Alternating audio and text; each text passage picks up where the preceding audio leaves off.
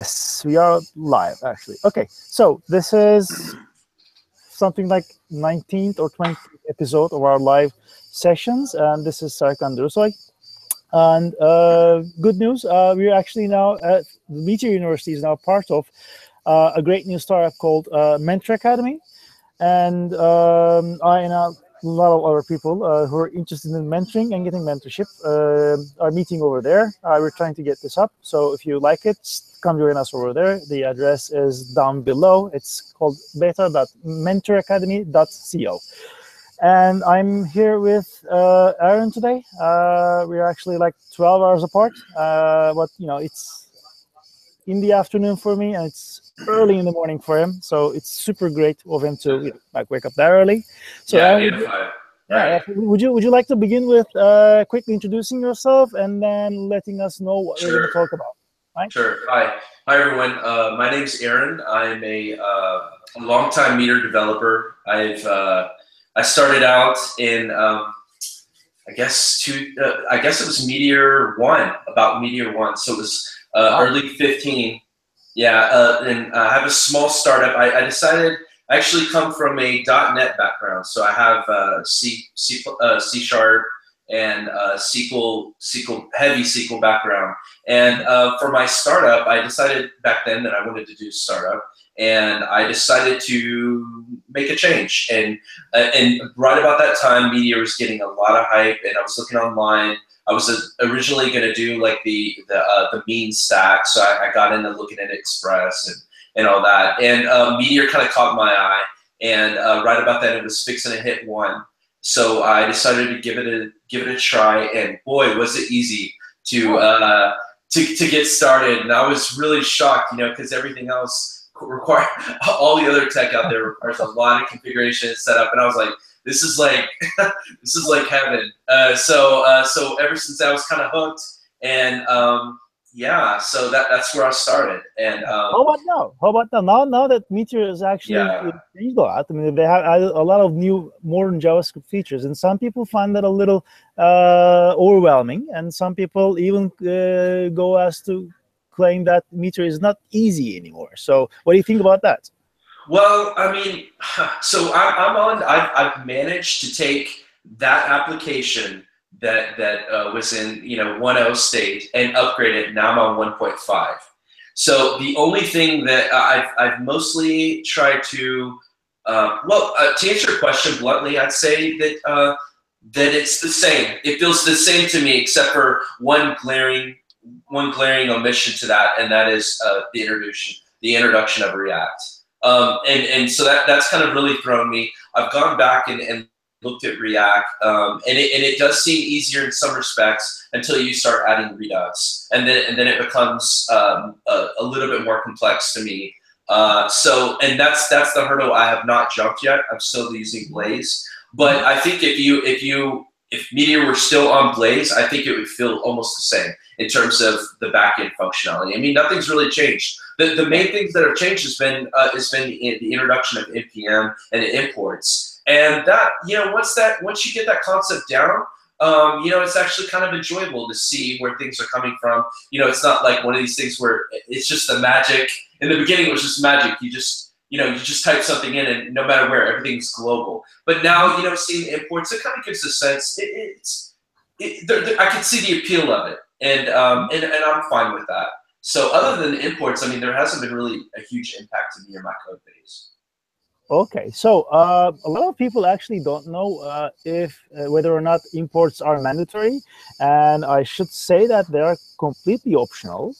And you know what? You can even have an app that uses imports in parts of it and does not use it in other parts. So you could still get away with using your good old globals if that's the kind of programming structure you're used to and you're happier with.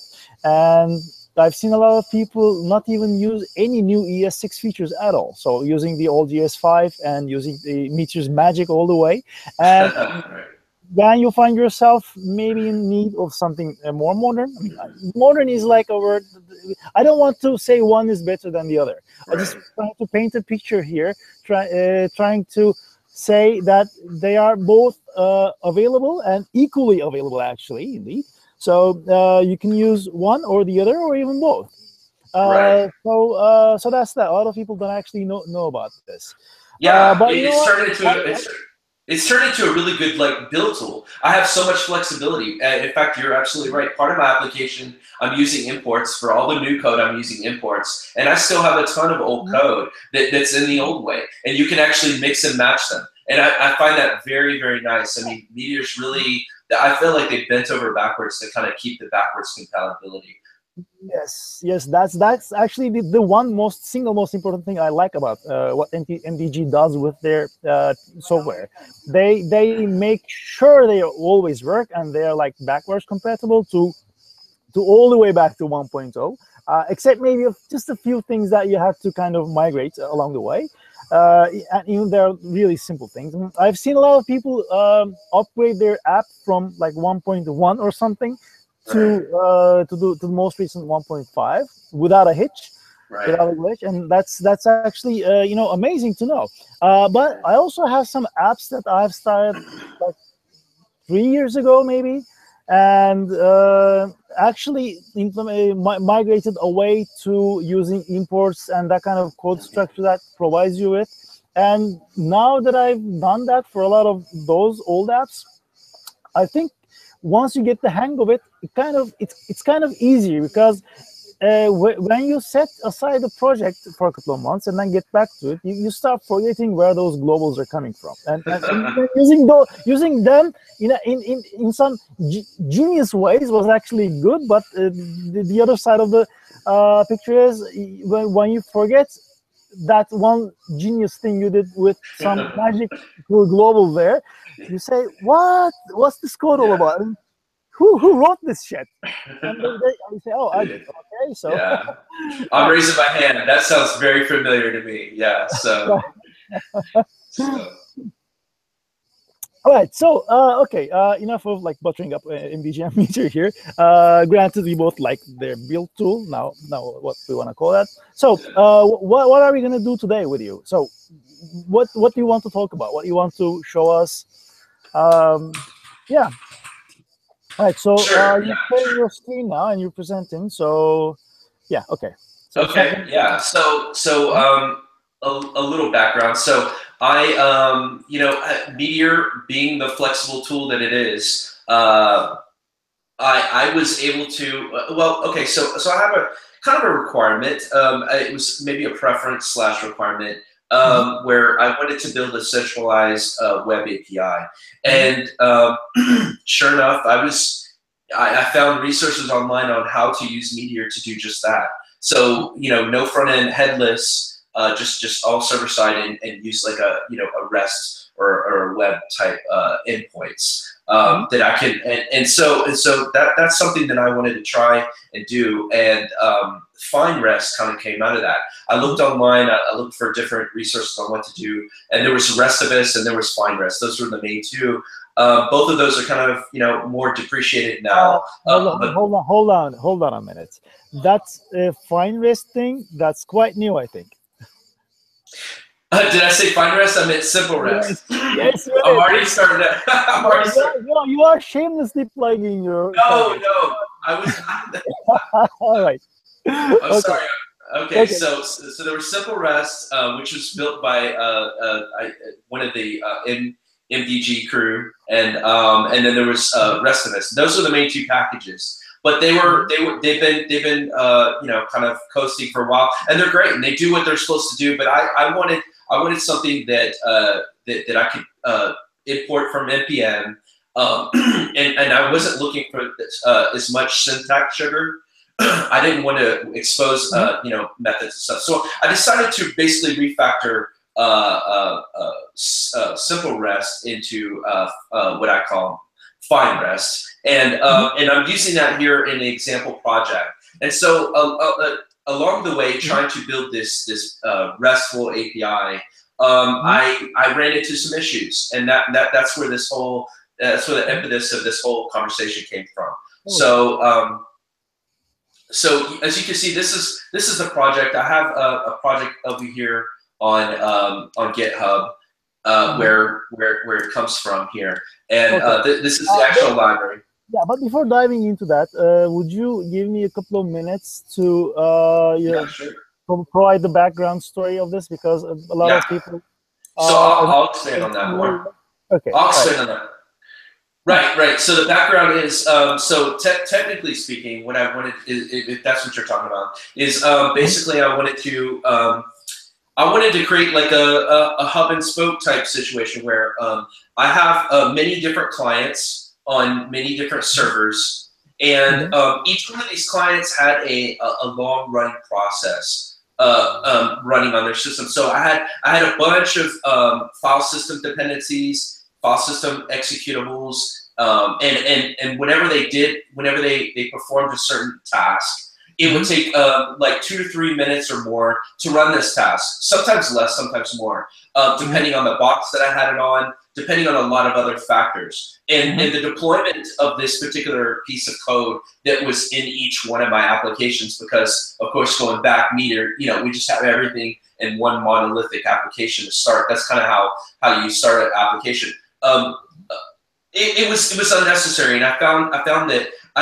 I found that in my case it made sense to kind of pull that out into a Mhm. web service and have it to where each one of my clients could call in and basically wait for this particular long running task to function. That would be easier on me in terms of maintaining the code. It would Mhm. make the initial code lighter, and it would keep me from having to deploy these complex build processes on each one of my separate clients. So that was kind of the impetus of the reason why Mhm. I wanted to build this. Okay. So I'd also like to add a few things here Sure. to remind everyone that we actually had uh, a long running conversation on the Meteor forums about all of this, and a lot of other people also chimed in. And the main idea is if you want to use REST on Meteor, it's actually quite doable. It's actually not so different than using a standard node app, because in the end, Meteor is a node app. So it provides you a few different hooks and APIs to hook into the whole web server that it's using to host the to serve the actual Meteor app.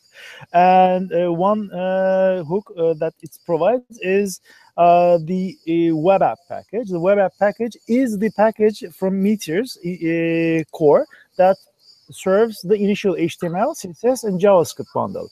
But while doing that, it allows you to tap into it and use any number of middleware, and I'm going to get back to that on that. So a middleware, for those of you who know how REST works on Node, you have an HTTP server, and on that HTTP server, you can get access to the request and do something with the response object. And once everything is done, you can either pass it on to another function to do some more handling, or just return the response back to the client. And what happens in between is carried out by those small functions that we call middleware. And there's a great package called Connect that lives on npm, and that's actually what Meteor uses under the hood.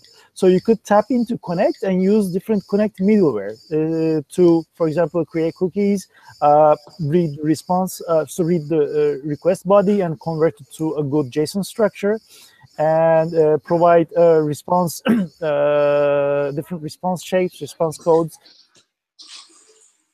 deal with headers and whatnot, and do a lot of things, to do logging.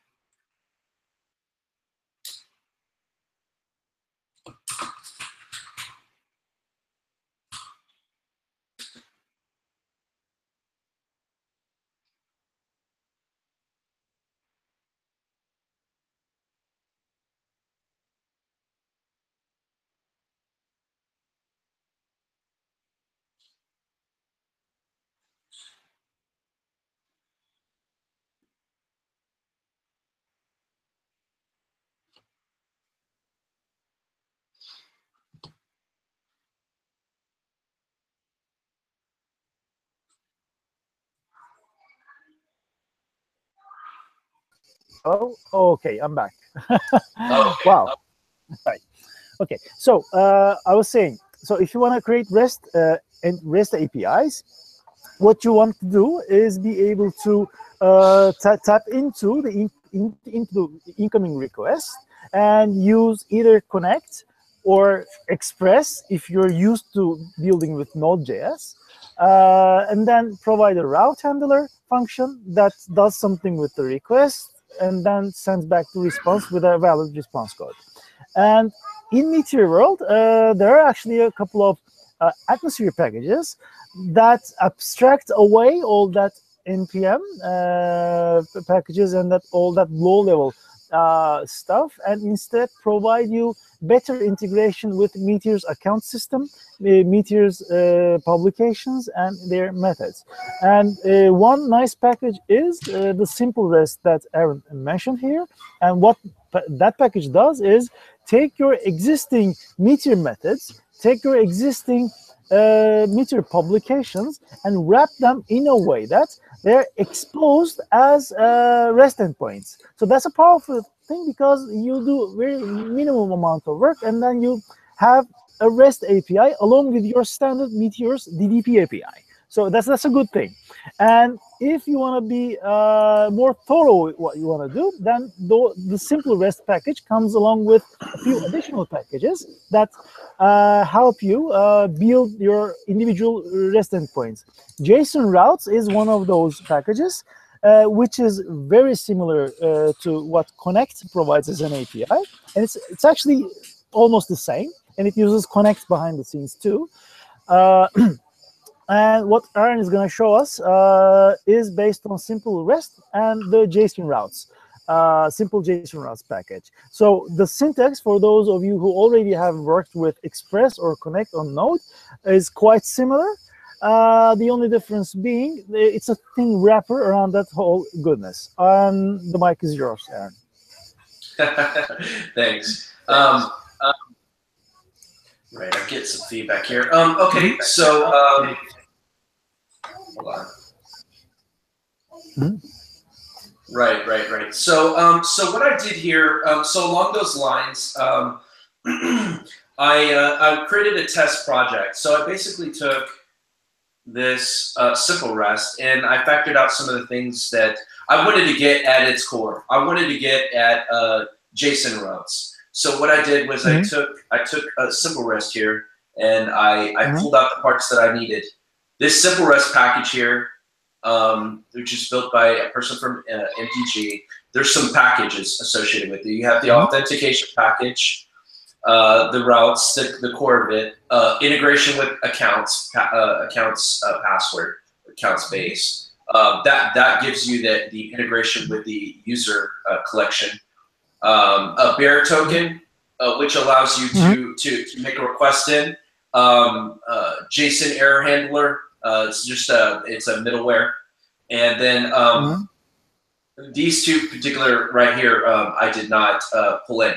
I did not need the mix-in for methods. That's more for the actual simple REST. That syntax sugar on top of this, it allows you to use some mix-in there.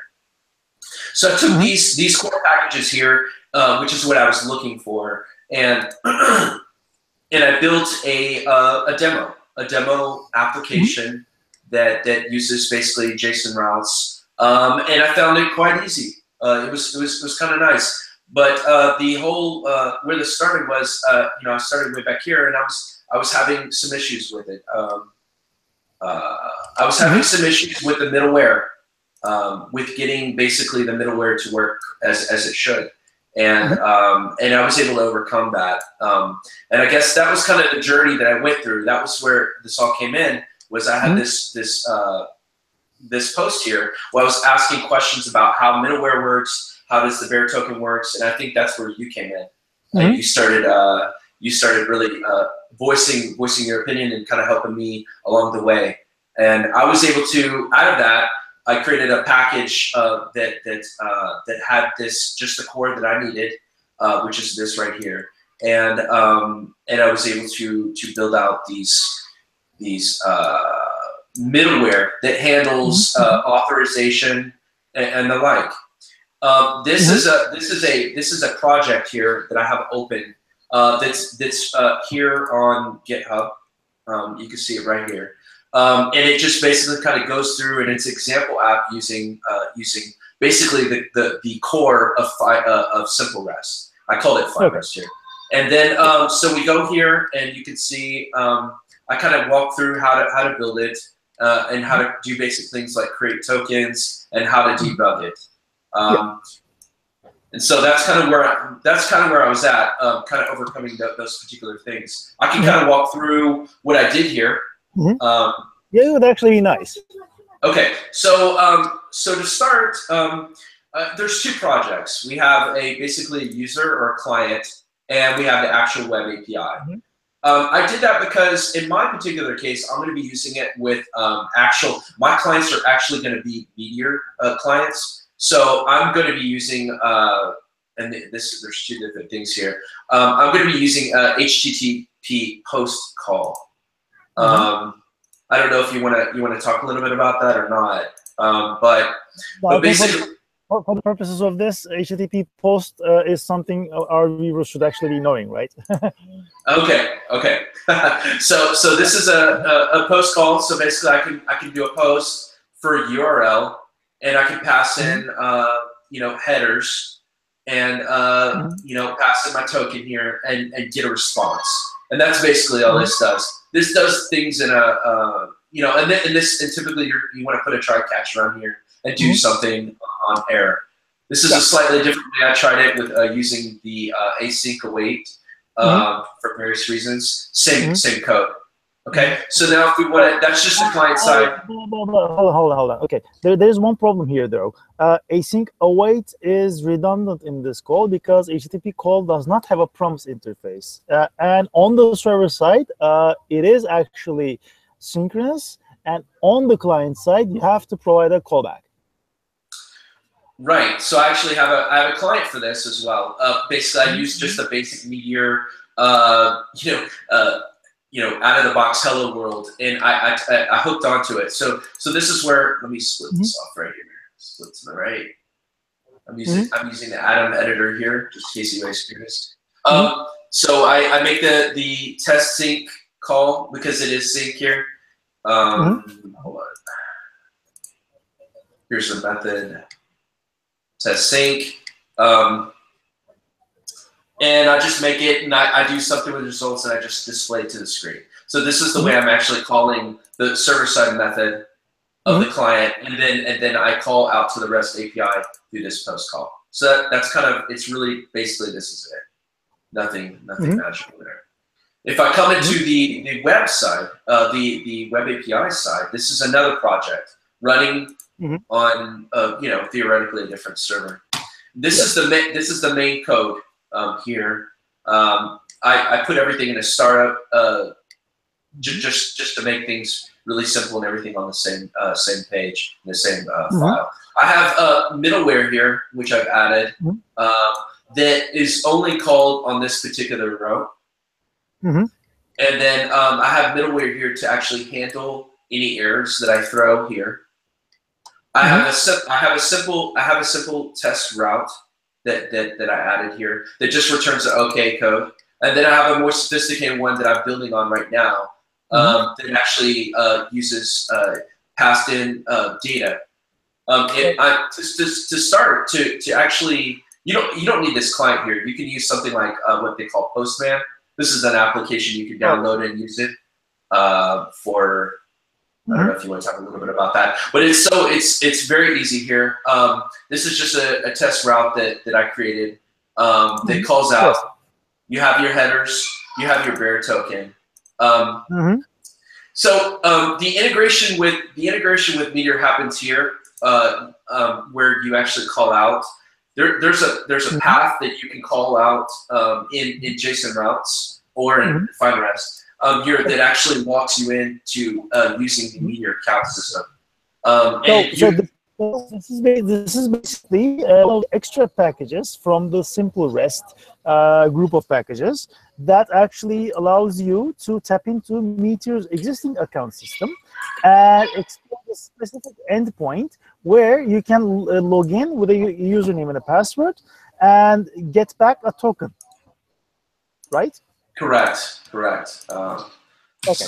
Okay. Nice. Yeah. Right. So that allows you. That allows you. I mean, if you're gonna be in Meteor, one of the great things about Meteor that everybody knows is their integration, their account system. I mean, it's the gold standard, and everybody. I mean, you definitely want to hook into that. That provides a lot of advantages, and that's actually one of the reasons why I wanted to start out with JSON routes, because there was code here available. Actually, going back to the original repo here, there was code available to hook into Meteor accounts, and that's definitely something that I wanted to take advantage of here. Yeah. So as you can see here, you just do a post, log in. You can actually register a user as well, which I'm not using in this particular case, and you can get your response here is basically a token.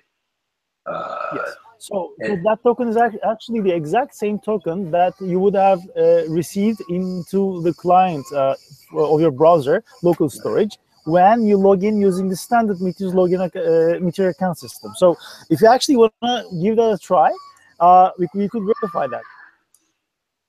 Would you like to do that? Yeah, absolutely. So okay. So in this particular. Right. So what you want to pass in here? I just have some dummy data here that I use. Let's see. Okay. So I have this. Basically, what you want to pass in is a username and a password. And and in this case, you don't need bear token, of course. And once you pass that in, you're going to get a token back. And that was live. I have this actually running. Okay, do you have your MongoDB client handy so that you could? Okay, would you mind showing us that token is actually coming from the database there? Indeed, I'm starting it up now. Okay. This is a local install. If you have this package, it expects something locally outside of Meteor. So right here, whenever you start if you want to start up this example, if you go to packages here, you can see that it's looking for basically a web API, yeah. So just in case someone thinks, oh well, you don't have to have all of this whenever you start up Meteor, and it will use Meteor's internal Mongo. But in this case, I actually have it external. So let's see here what we have here. So right, so if we want to go in here, go to users, I just have this here. Let's see. Go back here to Postman. I should have anticipated this question. And then I'm going to say, wait to take a look at it real quick. Let's say profile. Services. It's actually services.email, I think. Services.emails.0.address. Or services.email. Yeah, you're right. I could do it that way too. I was going to look up the name and then go for it, but it's just to show that it's there. All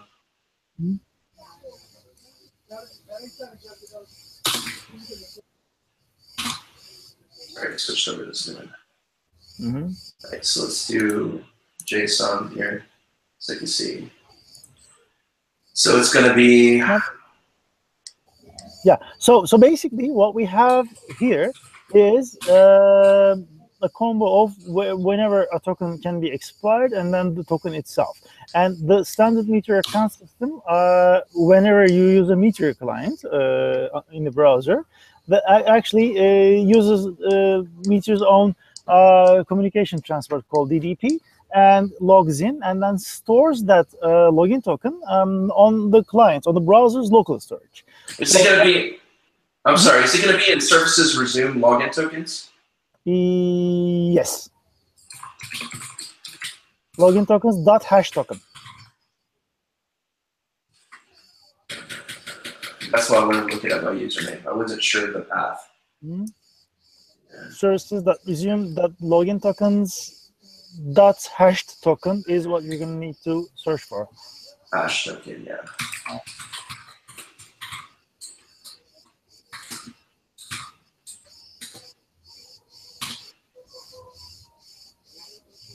That's kind of funny here. Well, one sec.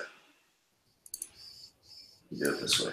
Yeah, search for the email services dot emails dot address, I think.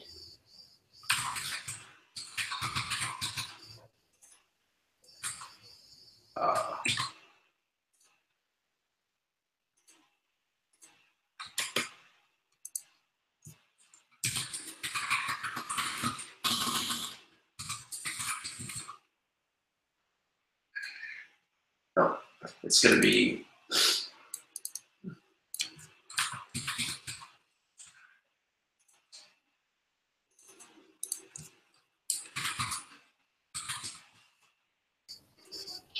Oh, okay, yeah, I'm back. I think I'm having a connection problem here, and it might be persistent. I don't know. Let's hope not. Okay, it's not profile. Oh, is it? Okay, if you have the email in the profile emails field, then that's another thing. I don't know your database structure, so I cannot really comment. Right. So I'm trying to get it here. Okay, right. Okay. Profile.email, right. Mm-hmm. Okay, so these are the hashes. I have a lot of them here. So let's see what we have here. I'll post yeah, you don't have to check that exactly. So that's what you get in the end, right? I just wanted to demonstrate that this is actually available in there. By the way, what version of Meteor are you using? Because login tokens should actually be cleaning up at some point. Well, this is 1.5. Oh, okay. All right. I see. No, I think that's right. Oh, you're creating multiple login tokens from multiple calls, so that's fine. Yeah, that's right. Right. Right. So one thing you mentioned to me that you wanted to do is how to cache this login token so that you don't have to request a new token every time using your REST API, right?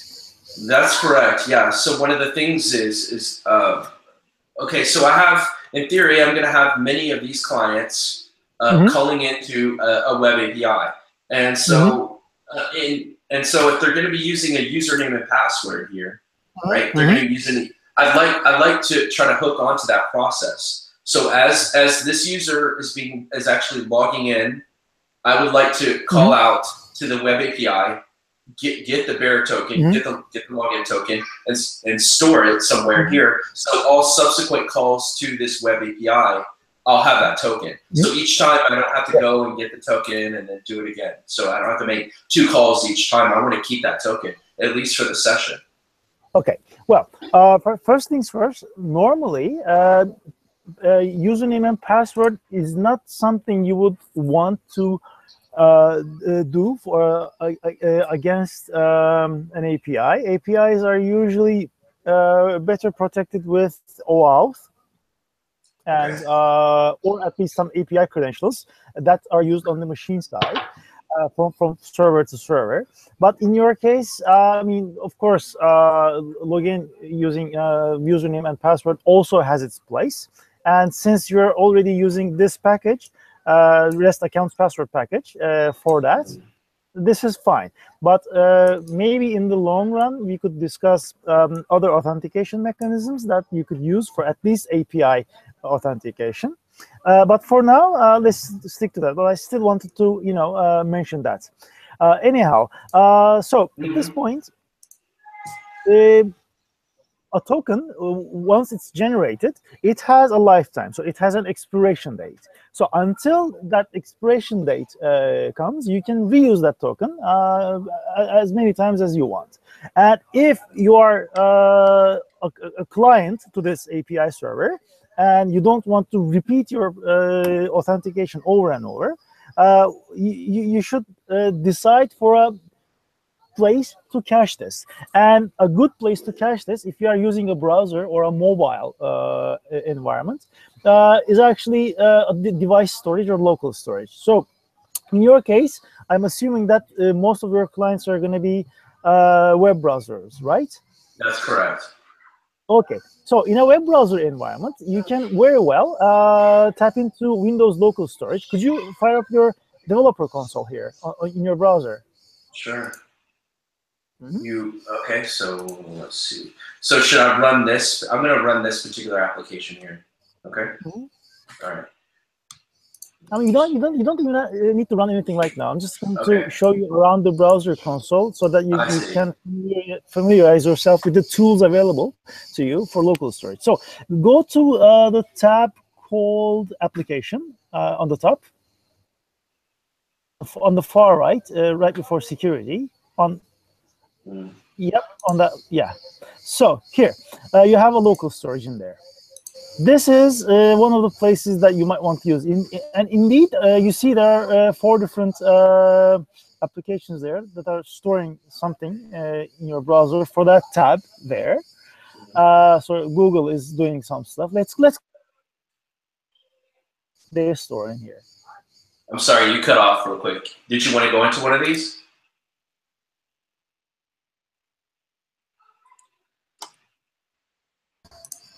Hello? Okay, I'm back. All right. I'm afraid I'm going to have these connection drops here. Okay. See, the local storage is a key value store. So you have a key and then a value. And it's persistent to the domain that is being connected. So, if you have like multiple tabs in your browser for a single application, they are going to share the same local storage. And within this, you can just create a key that you want to name. You could call it login token if you want, and then you could use a value for that. In fact, do you have a running Meteor app somewhere? Yes, I can run this real quick. Okay. Yeah. That does have the accounts UI installed, right? So you can actually log in using the UI. Let me see if I have. If not, you can just you can use any other Meteor app online. Do you have an online Meteor app that uses accounts? Yes, I can do that. Okay, hold on 1 second. Let's locally. You could just visit the actual URL of your application. Yeah, sure.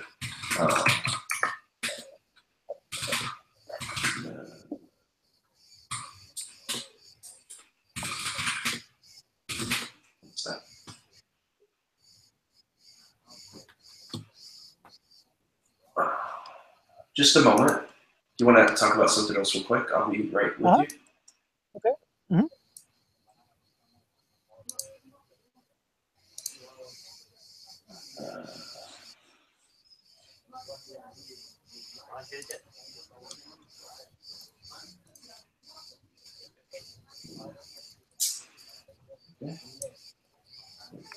Okay.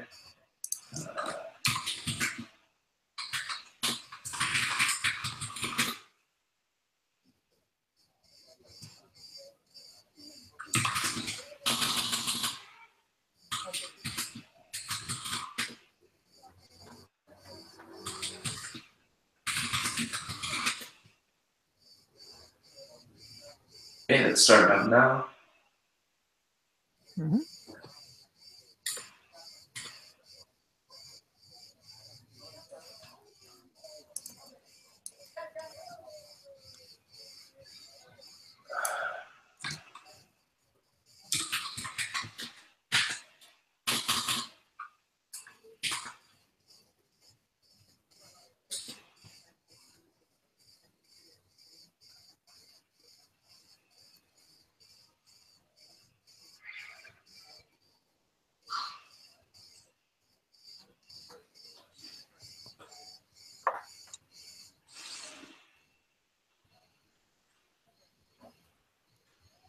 All right. Let's also find out the DevTools. Mm-hmm. All right. So if we go. Nice looking application here. Thank you. I designed it myself. Great. I'm kind of proud of it. So let's go to the application tab.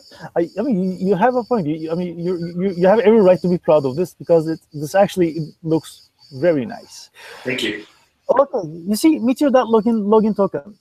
That's exactly what Meteor actually does as a strategy. It uses the account system to get a login token from the server and then stores it in the local storage in your browser so that it doesn't have to ask the server every time whether or not it needs to log in with something else. So this is the strategy you're gonna need to apply. So let's test. Let's actually test this.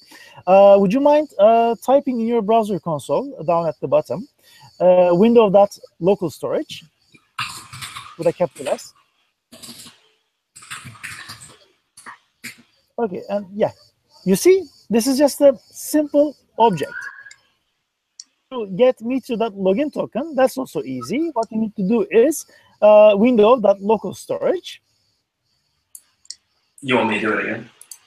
Yeah, window.local storage. But at this, no, don't hit enter after this. Local storage, open brackets, brackets, not parents. Oh, I'm sorry. Yeah, okay, yeah. And you need to type exactly that, by the way. It's autocorrected for you. So this is just an object key. Just because it has a dot in it, you cannot use it like local storage dot meteor dot login token. You have to use the bracket notation. So we know that local storage dot anything gives you the value for that anything key. So let's set something. Let's do window dot local storage dot set item. That's it. See? And then open and close parents, and you need to type a key name in quotes, like let's foo, for example, quote foo quote, and then comma, and now a value. The value can be like bar or like 1 2 3, okay, whatever, and hit enter. Okay, now let's check at the top whether or not we have the foo item in there. So if you scroll down, you will find the foo in there, right? You have and this is your first look. And this is kept in there until it's, and this particular item is kept in there until it's cleaned out manually, or is it? Yes, exactly. So the way to remove it is to use window.local storage dot. I think it was remove item. Mm-hmm. Okay, sure. So let's try that. Let's try removing it. Yep. Yep. And then foo. Yep, it's gone. Yeah. Okay, so this is it. So this is what you're gonna need to use to cache your login token. And since you also already have an expiration date on it, what you would like to do perhaps is cache both the token itself and the expiration date so that you can check for the expiration date later. And if it has expired, instead of using that token, ask for a new token. Okay, that makes sense. Right.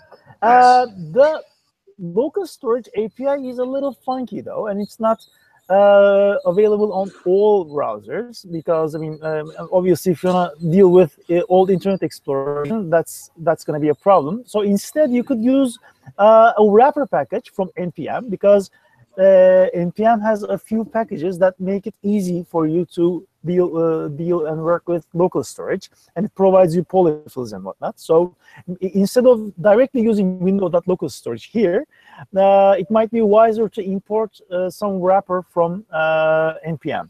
And if you search npm for local storage, I'm sure you're going to find a host of great packages. Just take one of them that's actually very popular and just start using that. That's what I would do. Okay. That makes sense. All right. Okay. So do you think we have cleared out one of those items from your checklist? I think so. Okay, great. Let's move on. So what else do you want to discuss? Well, let me see where the checklist is here. Let me see.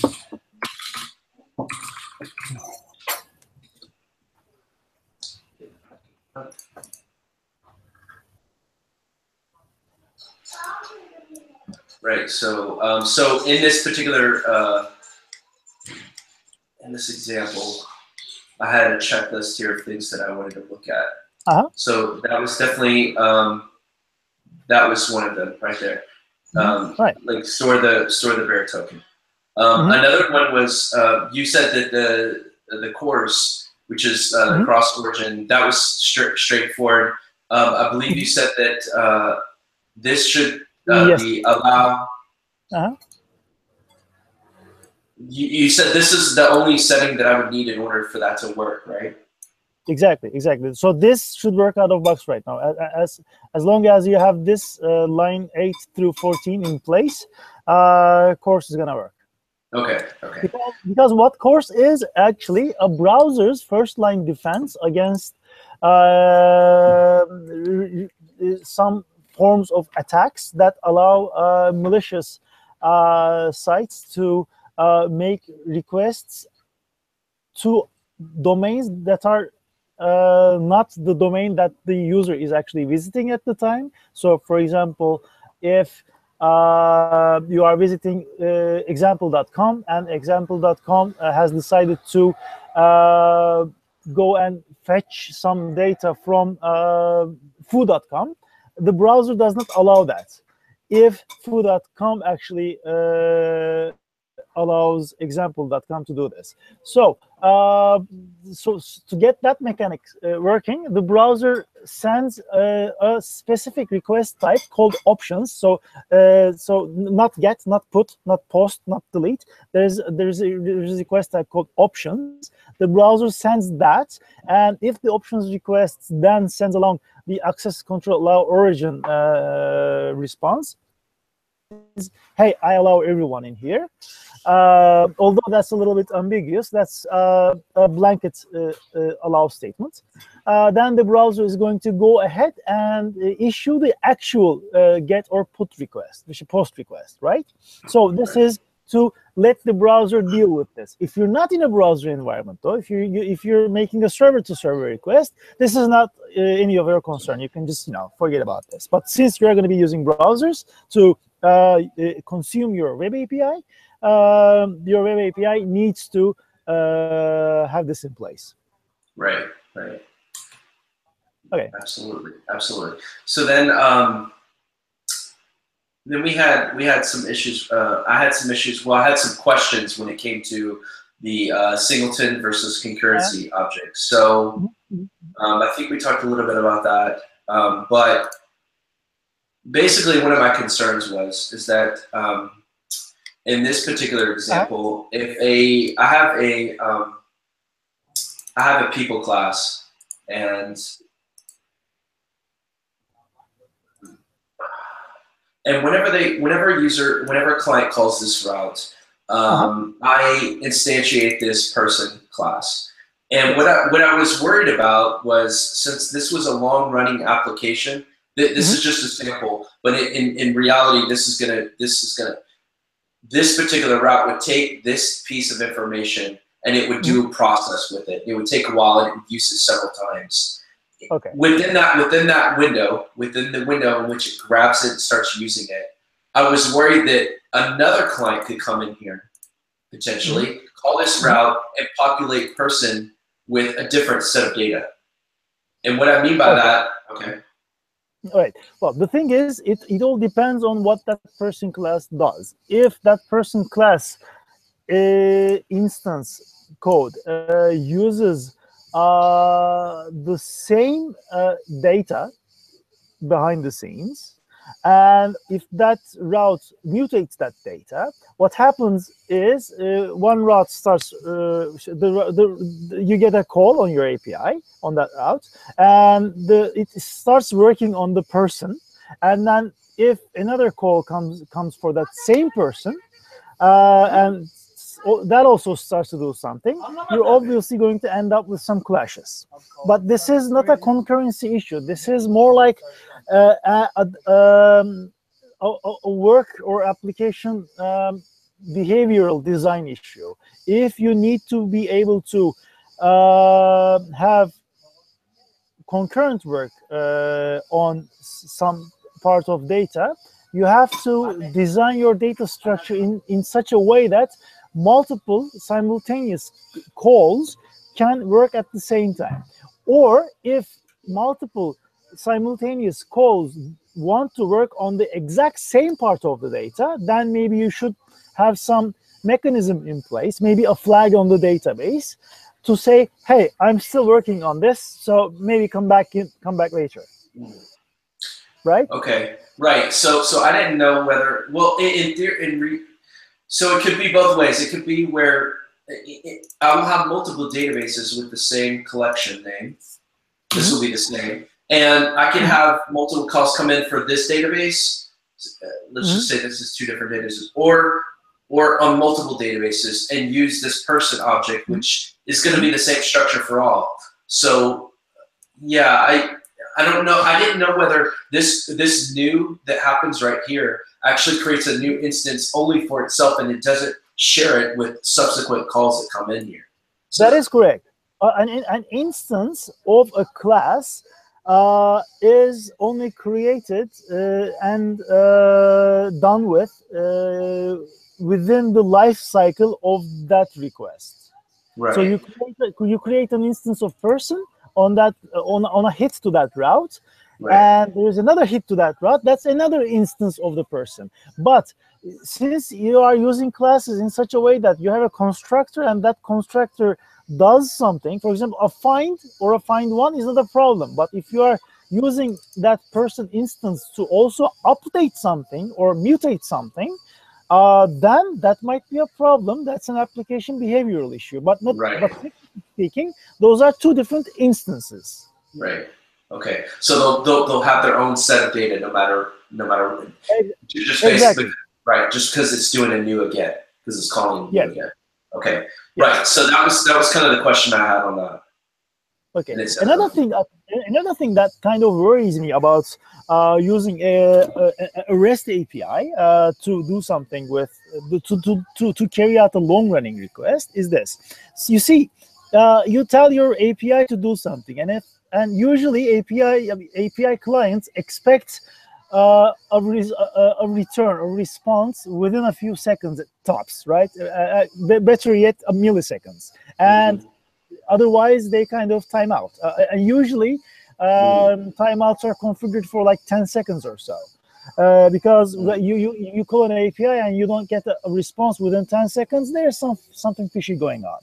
So if your jobs are things that are going to run for longer than that, and even by the likes of minutes, then perhaps you should structure this differently. For example, what you could do is creating an API that accepts a request and then immediately replies and says, hey, I started processing your request, right? And then once the request is processed, you could update a flag somewhere. For example, in your database, you could create a collection named, I don't know, API response results. And you could expose another API endpoint so that your client can pull it like every minute, ask, hey, I have this job ID that you returned me. For example, this test route 2 could just return a random ID. Let's say 123, okay?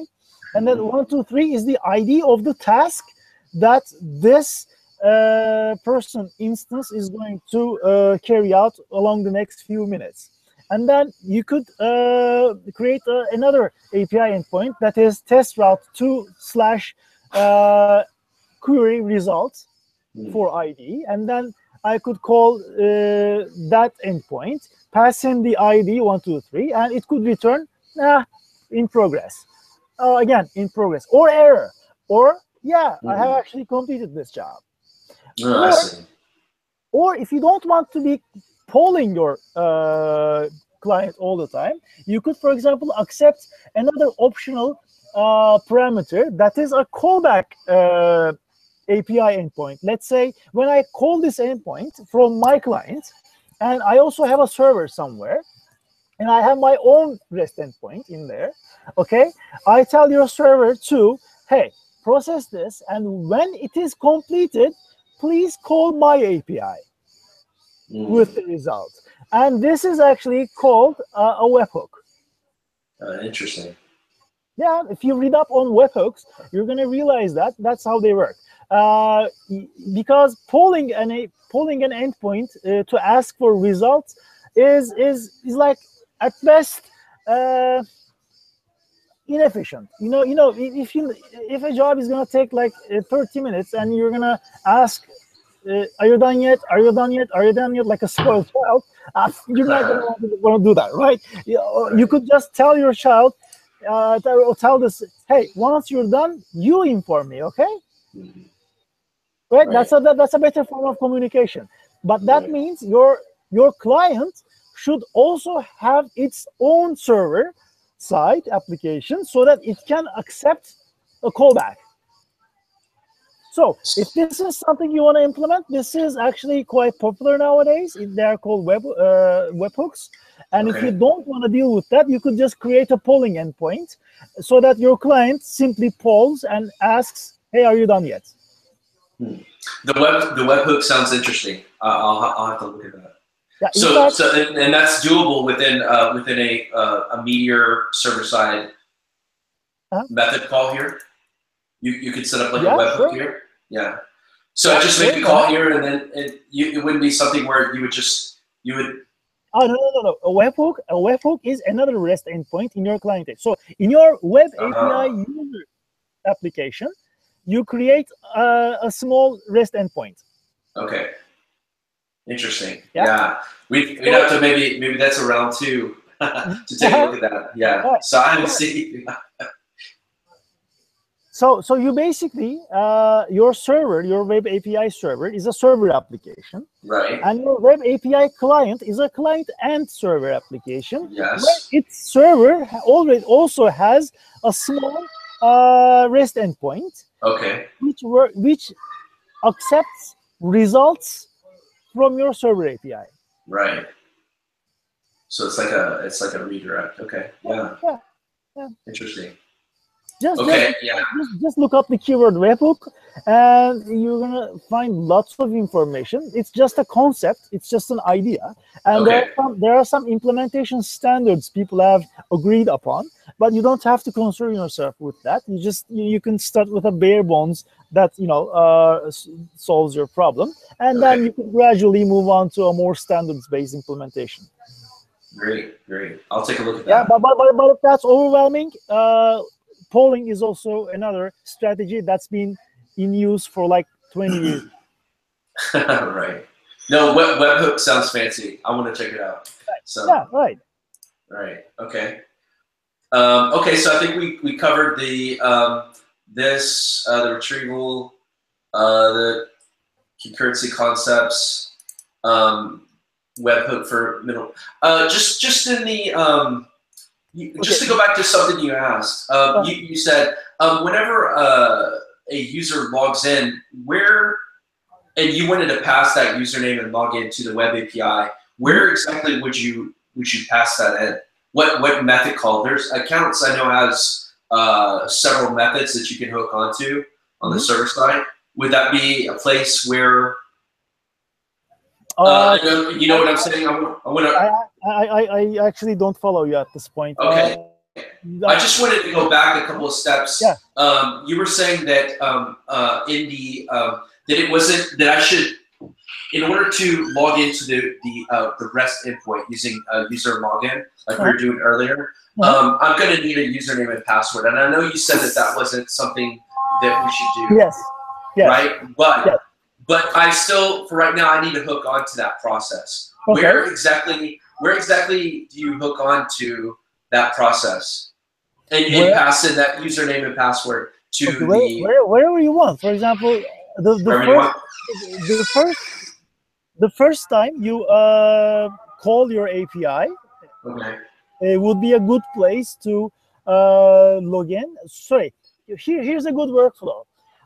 You create a small function on your client that does login and then run another function that you pass to it. The second function you pass to it is the actual thing you want to do. For example, an API call. But the first thing that wrapper function does is check for login token on the storage.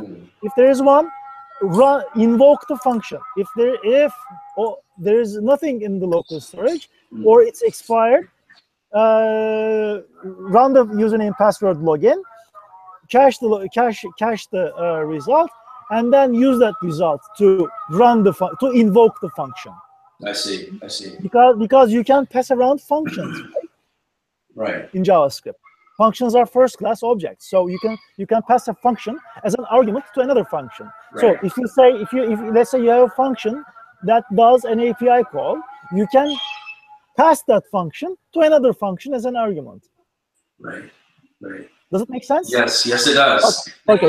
This is like too many picture-in-picture kind of stuff, but yeah, if it makes sense to you, that's an analogy. I've seen it. I've seen it done before. So yeah, I got it in my head. Yeah. Okay. Okay. So and then I think the last one was the middleware that runs only for a particular route. That's a route handler. You know what? You can do that. You can actually run middleware that checks for the current. Okay, you see, there is this request object as the first parameter to your route handler, right? Or middleware handler. Request is where you look for the path. If you console.log the request, you will see that the actual route is in there as one of the part of the object of the request. So you check for that. Let's say if you just want to check for API, then that's that. But normally you don't use middleware on specific routes. You use middleware on your router, on your server. And if you want to do something specific on a specific route, then that's a route handler. Interesting. JSON route, like line 39.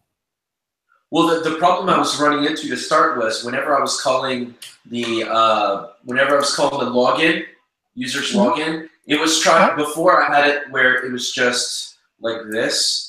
And what it was doing is it was running this middleware even with the login right here. So it wasn't authenticated yet, so it would throw an error. So what I did was I went back to the docs and now only run this whenever they're actually calling an actual route. That's a syntactic sugar that the JSON routes package provide you with. But if you don't do that there, you could just as well run this middleware for the whole server and then check whether or not check the request object, whether or not you're in a specific route, or and then decide to run one part of your code block or not. Right. But since the JSON routes middleware package already provides you a feature to actually do that for you, yeah, you can just tap into that. Right. Nice. But this is syntactic sugar. On a low level, you should consider middleware things that run everywhere for all the requests. But of course, since you already have access to the request object, you can do anything with that. In fact, I urge you to console.log your request object, a request parameter, and see what it looks like, because there is great information in there. You can do a lot of things with that information. Right. Right. And this is okay. Yeah. So, in fact, you know what? If you have a few more minutes, I'd like to show an API app I created myself a few weeks ago. And I've actually used a lot of concepts that is pretty common to API development, and maybe it could.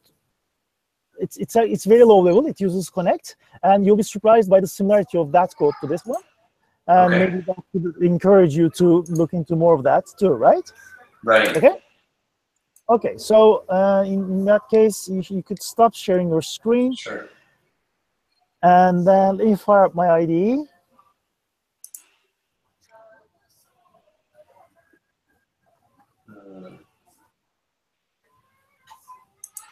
Okay, let me then share my screen. Oops.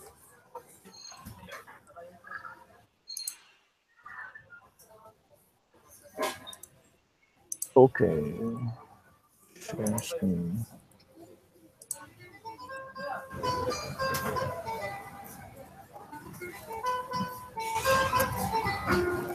Okay. You receiving? Hello? Yes, yes, I can see it. Okay. Oh, okay, great.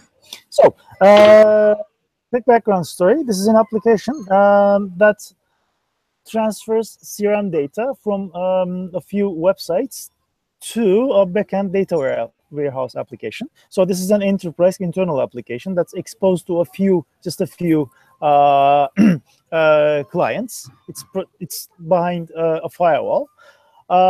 And it serves a specific purpose. There's a Microsoft SQL Server backend which employs stored procedures to accept some parameters and transform some data and then do something with it.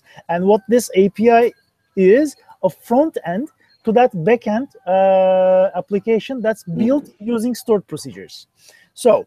And that's actually what APIs are good for. APIs are usually not things that carry out long-running things. They are usually front-end facing facades to back-end applications. So a good structure, a good, more robust structure maybe for your application in the long run would be to position your API as just as a thin front end that accepts a request, returns an immediate response, like, hey, okay, I got it, and I'm gonna inform you when I'm done, and then pass that to a background headless worker function. Yeah, and then that worker function then is something you can couple with other front ends. For example, you could produce a GraphQL API to that too, right? Since if you decouple your application code from your API front-end code, then you have an application code that can be exposed using various different API systems, like a GraphQL, like REST, like Meteor DDP, like anything you want, right?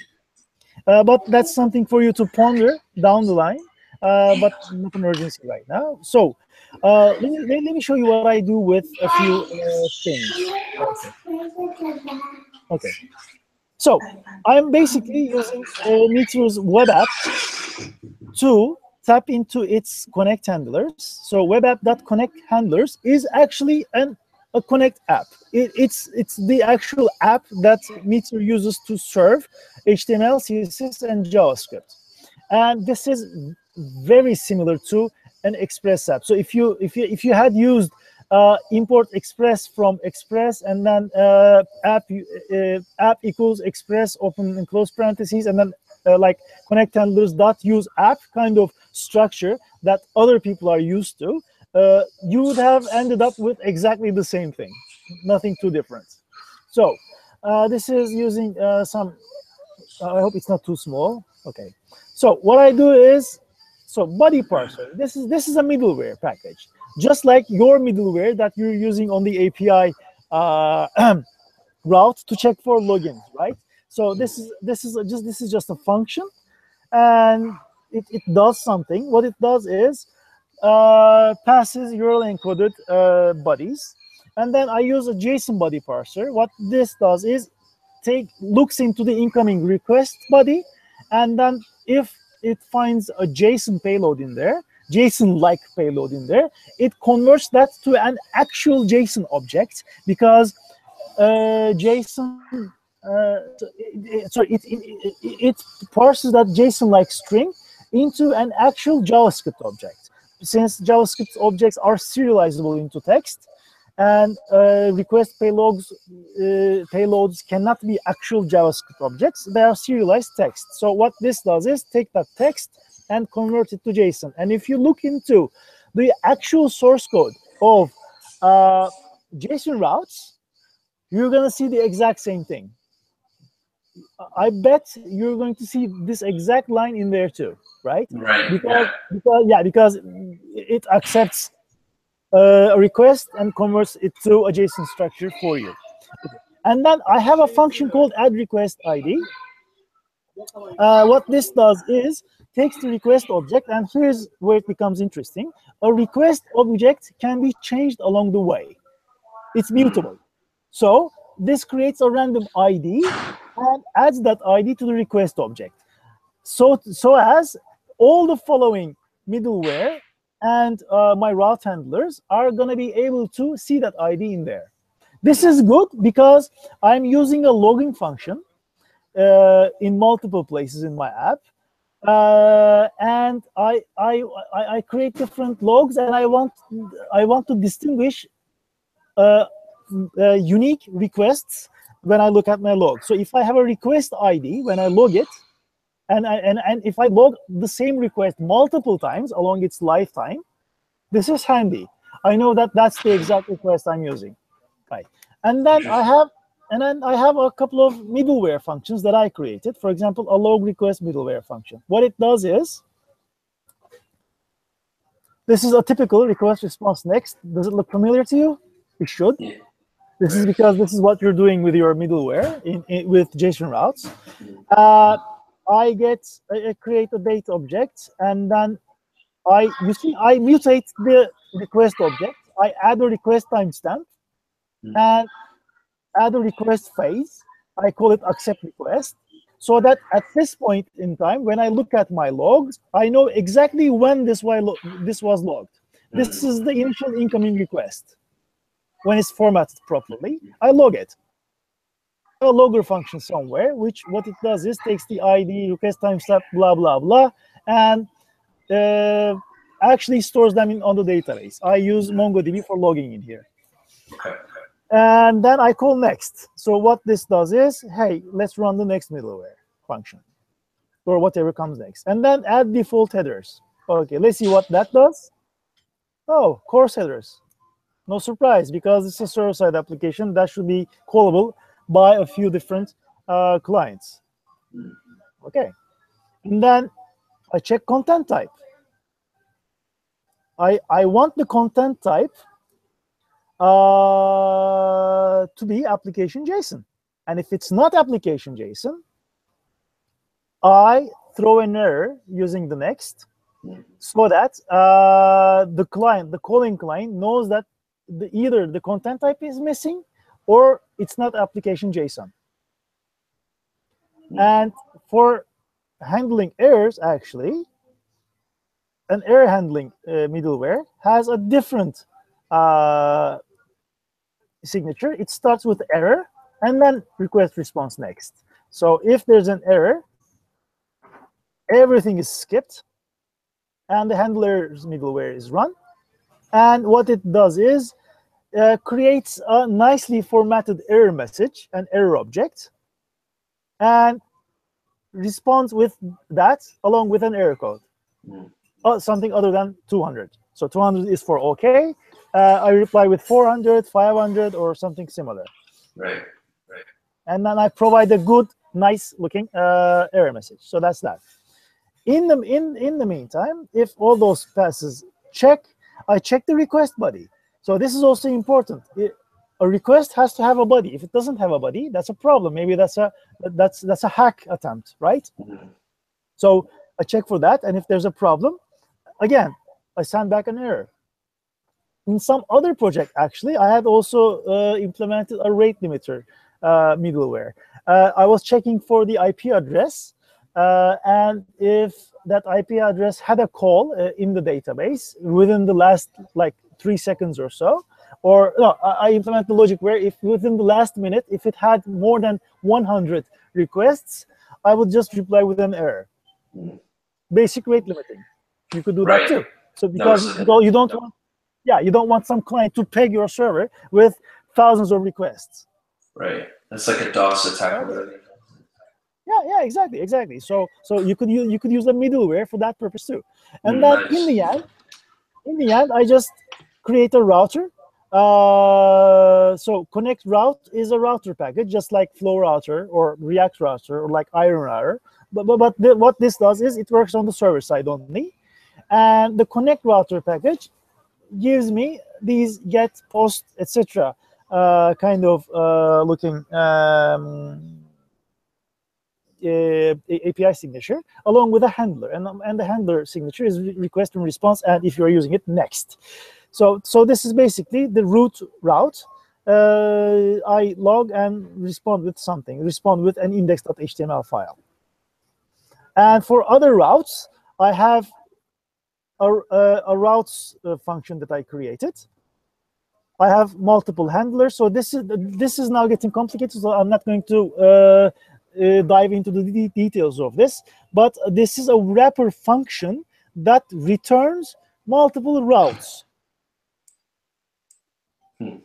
So this is, if you remember our earlier discussion with you, the discussion we had before this live session, I asked you whether or not you have looked into functional programming as opposed to object-oriented programming. Right. I mean, since you're coming from C++, C# and whatnot, you're obviously used to object-oriented, but functional programming is more, it has a more home-like feel in JavaScript. So you could compose stuff.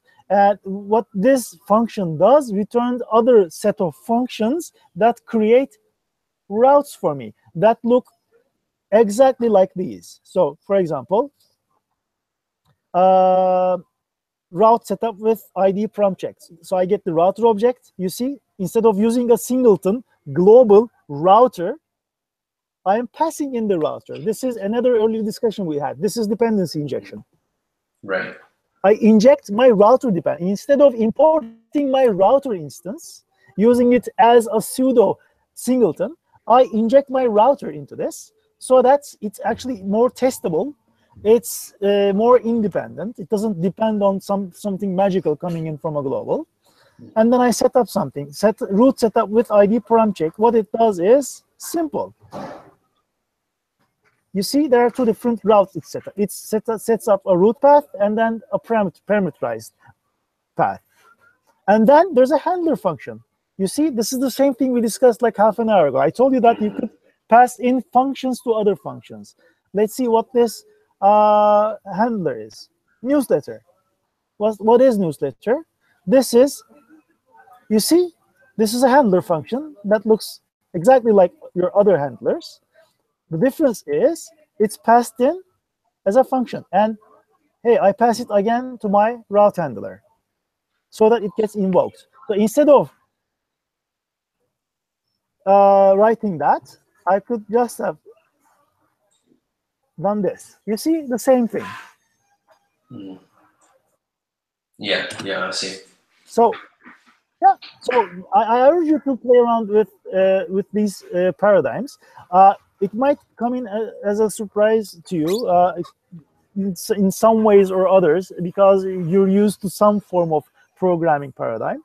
But I'm sure if you give it a little time, you can find little gems in there, such that, for example, even if you don't want to switch over to that, you could use parts of that paradigm within your classes, within your object-oriented programming, especially in your methods. Your classes have static and instance methods that do a few stuff, right? You could reorganize some of those methods so that they are more composable, so that they are more extensible with these kind of different structures, functional structures. Right. Yeah, and one time I dabbled in the function programming. I used the Ramda library, and I started composing and using the pipeline and all that. And what I kind of ran into was you know, because functional programming is all the rage right now, right? So I started going in there and doing that, and I found that I had a harder time debugging. Yeah. Okay. Well, you know what? Let me lift a really heavy curtain for you. Those functional programming packages like Ramda and whatnot are just fancy stuff that kind of provides you a different set of APIs that supposedly make it easy for functional gurus to do their programming. But you know what? You don't have to use any of them. Functional programming means this. Your programming pieces, small things, they are basically functions. They have return values, and that's a function.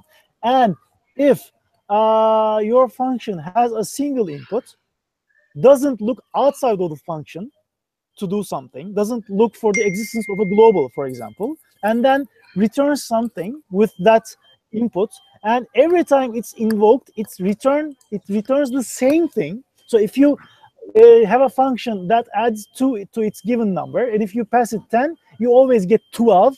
and you don't get 13 sometimes, then that's a pure function. And this is the gist of functional programming. If you keep your individual small blocks of code in forms of these small functions that have minimum amount of input, preferably only one, and then you pass around other functions, then you are actually getting into functional programming. And the next step is placing those multiple functions together, calling them in chains, or passing the input of one output of one function to another function as an input, and look into composition and whatnot. But you can look into those later, and then you can maybe find some refuge in packages like Lambda to make that easier for you. But if you dive right head down into those functional programming helper tools, you're looking for trouble. Yeah, in like a couple months, I went back and tried to look at the code, and I was like, okay, yeah. What did that do again? It was tough. It was really tough. So yeah. So start small, take small steps, because every small step you take into functional programming is reusable everywhere. So the gist is create small pieces of code blocks that do not rely on anything other than its input. That's it. Right. Once you do that, you will discover ways of composing them together yourself. You will not even look for libraries. Right? Yeah. Right. Okay. So, well, I think we've been together for, about an hour and a half. An hour and a half here, and then we had that earlier discussion. So I think I'm gonna go swim now. It's hot in here, so yeah, right. And then, like my t-shirt is just wet. I'm soaking now, so so excuse me if I need to. No, understandable. Okay, so all right. So Aaron, thank you very much. As I told you, I love doing this, and I think we're gonna have similar sessions with you down the line. I hope we do. Excellent. Because I love your enthusiasm. So I'll see you around then. And I'm on Slack. I'm on Mentor Academy Slack. So if you want to ask me something over there, go ahead. And if you want to ask me something on forums, there are some awesome people in the Meteor forums. I mean, right. Sometimes just sit silently and watch the conversation. It's so great. So yeah, I mean, enjoy coding. Me too. Thank you so much. I appreciate your time. All right. Really great. Thank you. All right. Yeah. Have a nice weekend. Okay. Bye-bye. Bye-bye.